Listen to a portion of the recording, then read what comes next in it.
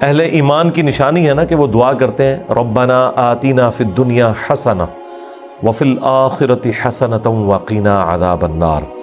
اے رب ہمیں دنیا میں بھی بھلائیاں عطا فرما اور آخرت میں بھی بھلائیاں عطا فرما، اور سب سے بڑی بھلائی ہمیں جہنم کے عذاب سے بچا لے، آمین۔ دیکھیں دنیا میں بھلائی کا مطلب ہرگز یہ نہیں ہے کہ آپ کو تکلیف نہیں پہنچے گی، یہ تو ہو ہی نہیں سکتا نا، یہ آؤٹ آف کوسچن ہے کہ تکلیف نہ پہنچے، کیونکہ دنیا میں سب سے زیادہ بھلائی جن لوگوں نے کمائی وہ اللہ کے پیغمبر تھے، اور سب سے زیادہ تکلیفیں جنہوں نے کاٹی وہ بھی پیغمبر تھے۔ ابو داؤد میں، ترمذی میں حدیث ہے، اور یہ حدیث امام حاکم نے ابو ذر غفاری والے چیپٹر کے ٹاپ پہ پہلی حدیث یہ لی ہے، کیونکہ ان کی زندگی غموں سے عبارت تھی۔ حدیث کیا ہے ترمذی میں، ابو داؤد میں، کہ اللہ تعالیٰ سب سے زیادہ تکلیف دنیا میں اپنے ان بندوں کو دیتا ہے جو سب سے بڑھ کر اللہ کو محبوب ہوتے ہیں، اس کے انبیاء، اور انبیاء کرام علیہ السلام کے بعد سب سے زیادہ تکلیفیں ان پر ڈالتا ہے جو ان کے بعد سب سے بڑھ کر محبوب ہوتے ہیں،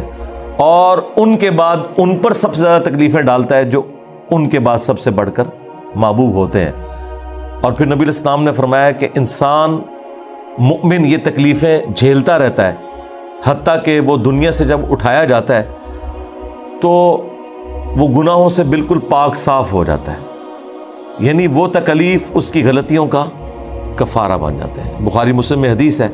کہ مسلمان کو کوئی بھی دکھ، درد، اندیشہ، حتیٰ کہ اس کے پاؤں میں کوئی کانٹا بھی چبھ جائے تو اس کے بدلے اللہ تعالیٰ اس کے گناہوں کو معاف فرما دیتا ہے۔ تو تکلیف ضرور آنی ہے۔ وَلَنَبْلُوَنَّكُمْ بِشَيْءٍ مِّنَ الْخَوْفِ وَالْجُوعِ وَنَقْصٍ مِّنَ الْأَمْوَالِ وَالْأَنفُسِ وَالثَّمَرَاتِ، ہم ضرور بالضرور آزمائیں گے تھوڑے سے خوف سے، بھوک سے، جان اور مال میں نقص سے، اور پھر دیکھیں گے کہ اس کے جواب میں انسان کی روش کیا ہے، اور وہ اہل ایمان کی روش بتا دی گئی کہ وہ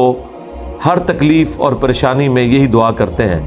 کہ انا للہ و انا الیہ راجعون، ہم بھی اللہ کی طرف سے آئے تھے، ہم نے بھی اللہ کی طرف لوٹ جانا ہے، تو یہ تکلیف بھی تو اللہ نے بھیجی ہے نا، جس طرح ہمیں موت آنی ہے اس تکلیف کو بھی تو موت آنی ہے، ہر تکلیف کو بھی موت آنی ہے، اس دن تو تکلیف کو موت آ ہی جائے گی جس دن آپ کو موت آئے گی۔ اگر کسی شخص کو لا علاج مرض لگ گیا تو اس مرض کا خاتمہ اس دن تو ہو ہی جانا ہے جس دن اس نے خود دنیا سے چلے جانا ہے۔ تو ہم بھی اللہ کی طرف سے آئے تھے، اللہ کی طرف چلے جائیں گے، یہ تکلیف بھی چلی جائے گی، لیکن روش یہ ہونی چاہیے کہ ناشکری کی کوئی اپروچ نہیں ہونی چاہیے، اللہ کا شکر ہر حال میں ادا کیا جائے،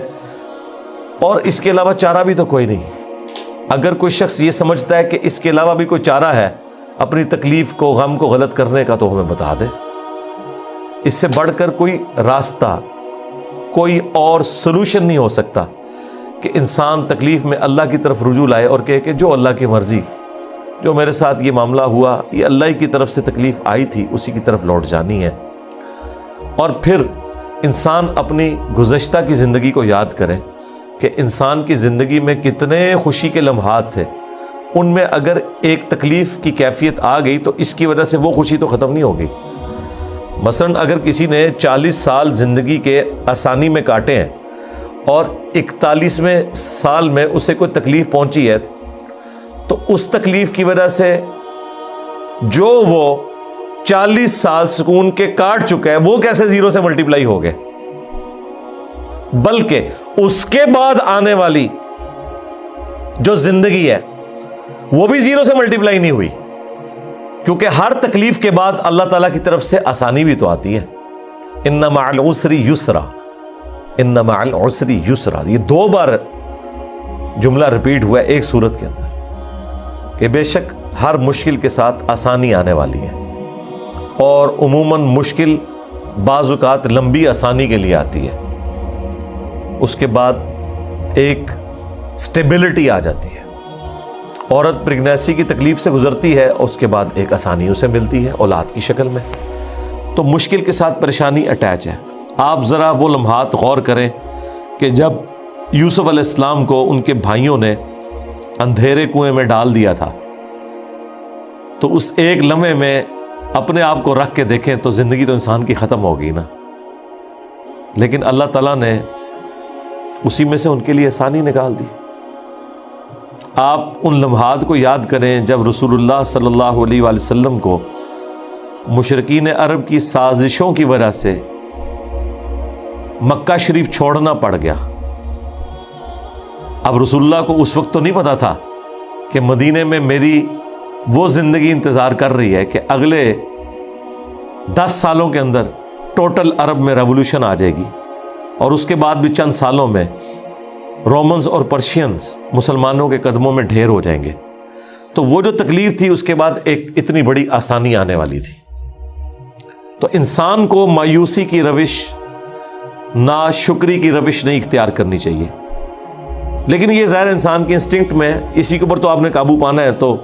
اللہ تعالیٰ کے محبوب بندے بنیں گے نا. وَلَئِنْ أَذَقْنَاهُ نَعْمَاءَ بَعْدَ ضَرَّاءَ مَسَّتْ، اور جب ہم چکھاتے ہیں اسے کوئی نعمت اس تکلیف کے بعد جو وہ کاٹ چکا تھا، لَيَقُولَنَّ ذَهَبَ السَّيِّئَاتُ عَنِّي، تو وہ پھر کہتا ہے کہ بس ساری تکلیفیں ہوگی مجھ سے دور. إِنَّهُ لَفَرِحٌ فَخُورٌ، بے شک وہ بڑا خوش ہونے والا اور اترانے والا ہے. یعنی پہلا پورشن تو ٹھیک ہے کہ جب وہ کہتا ہے کہ میری تکلیفیں مجھ سے دور ہوگی تو ظاہر ہے اس نے یہی کہنا ہے. لیکن یہ جو ساتھ چیز جڑی ہوئی ہے کہ وہ خوشی میں آپے سے باہر ہو جاتا ہے اور شیخی بگاڑنا شروع کر دیتا ہے، اترانا شروع کر دیتا ہے. یہ چیز بھی اللہ تعالیٰ کو پسند نہیں ہے. یعنی غم کی کیفیت میں کفران نعمت برداشت نہیں ہے اللہ کو، اور خوشی کی کیفیت میں شیخی بگاڑنا برداشت نہیں ہے اللہ تعالیٰ کو. اسی لیے آپ دیکھیں مسلمانوں کا غم ہو یا خوشی وہ گاڈ اورینٹڈ ہے. کسی گھر میں میت ہوتی ہے نا، اس کی کنکلوژن نماز جنازہ کے اوپر ہوتی ہے، یعنی خدا کی طرف آپ متوجہ ہوتے ہیں. عید کے دن کی خوشی آتی ہے، اس کی کنکلوژن نماز عید کی شکل میں ہوتی ہے. غم ہو یا خوشی، اسلام گاڈ اورینٹڈ ہے. آپ نے اللہ کی طرف متوجہ رہنا ہے. خوشی مل جائے تو یہ نہیں تصور کرنا کہ یہ خوشی ہمیشہ کے لیے ہے، اور اگر غم ملے تو یہ تصور نہیں کرنا کہ بس اب میری زندگی برباد ہوگی. نہیں، بس اسی طریقے سے انسان خوشی اور غم کی کیفیات سے گزرتا گزرتا موت کے منہ میں چلا جاتا ہے. کامیاب ہیں وہ لوگ جو اپنی زندگی میں تکلیفوں کو صبر کے ساتھ برداشت کرتے ہیں اور اللہ کی طرف رجوع لاتے ہیں، اور اپنی خوشی کی کیفیات میں بھی اپنے رب کو نہیں بھولتے، اور کبھی بھی ایک لمٹ کو کراس کر کے گناہ کے کاموں میں انوالو نہیں ہوتے.